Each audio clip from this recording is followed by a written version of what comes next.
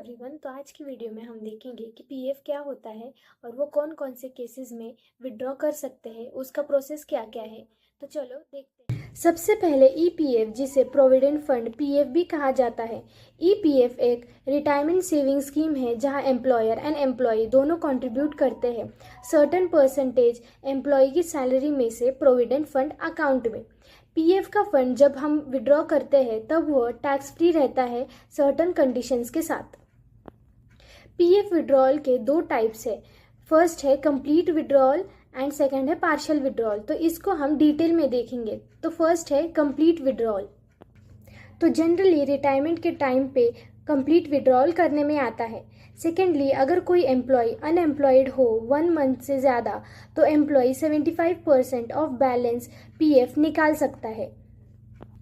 और अगर employ 2 month से ज़्यादा 2 महीने से ज़्यादा अनएम्प्लॉयड हो तो वो बाकी के 25% भी निकाल सकता है। मतलब कि अगर 2 महीने से ज़्यादा कोई भी पर्सन अनएम्प्लॉयड हो तो वो पूरा 100% पीएफ विड्रॉल कर सकता है। तो अभी हम देखेंगे पार्शियल विड्रॉल। तो पार्शियल विड्रॉल में सर्टेन कंडीशंस लग सकते हैं। तो उसमें वो कंडीशंस क्या है वो हम देखेंगे। तो फर्स्ट है मेडिकल पर्पस। तो मेडिकल पर्पस के लिए निकाल रहे हो तो आप PF withdrawal maximum 6 times of the basic salary या फिर total employee share plus interest, ये दोनों में से जो भी लोअर होगा, जो भी कम होगा, वो आप विड्रॉ कर सकते हो।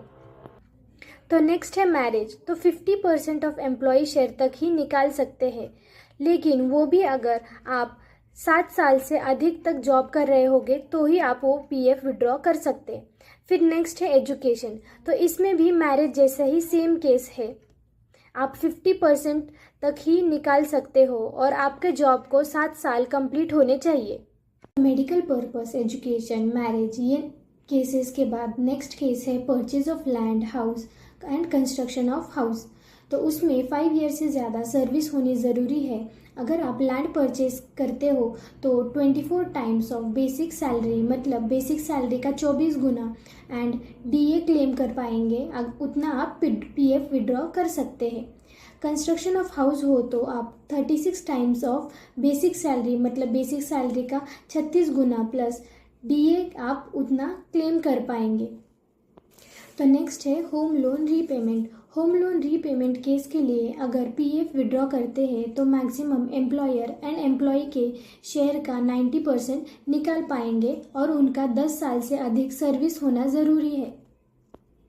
तो लास्ट है कि अगर आपकी एज 54 से ज़्यादा हो जाती है तो आप 90% से ज़्यादा पीएफ विड्रॉ कर सकते हैं विथ इंटरेस्ट।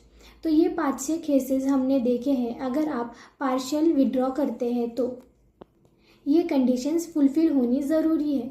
तो पीएफ विड्रॉल के 2 टाइप्स के बाद अभी हम देखेंगे पीएफ विड्रॉल की प्रोसेस। तो पहले ऑनलाइन और ऑफलाइन दोनों भी हुआ करते थे, लेकिन अभी सिर्फ ऑनलाइन ही प्रोसेस है।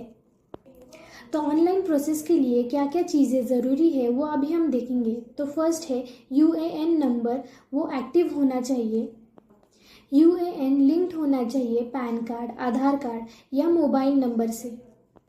आपका केवाईसी भी कंप्लीट होना चाहिए, जैसे कि बैंक, पैन।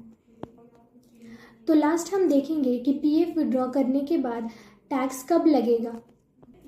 तो अगर हमने 5 साल से पहले ही पीएफ विड्रॉ किया तो पीएफ अमाउंट 50,000 से ज़्यादा होगी तो उसके ऊपर टीडीएस डिडक्ट होगा 10%। एंड अगर एम्प्लॉय का पैन अवेलेबल नहीं होगा तो 30% टीडीएस डिडक्ट होगा। और अगर एम्प्लॉय ने फॉर्म 15G, 15H सबमिट कर दिया है तो टीडीएस डिडक्ट नहीं होगा। और अगर 5 साल बाद एम्प्लॉय ने पीएफ विड्रॉल किया होगा तो कोई भी टीडीएस नहीं लगेगा। तो आज की वीडियो में हमने देखा ईपीएफ क्या होता है, कौन कौन सी केसेस में पीएफ विड्रॉ कर सकते हैं और उसकी प्रोसेस क्या है। तो ऐसी इंटरेस्टिंग इन्फॉर्मेशन के लिए हमारी फर्म NS टैक्स कंसल्टेंसी को कांटेक्ट करें। Thank you.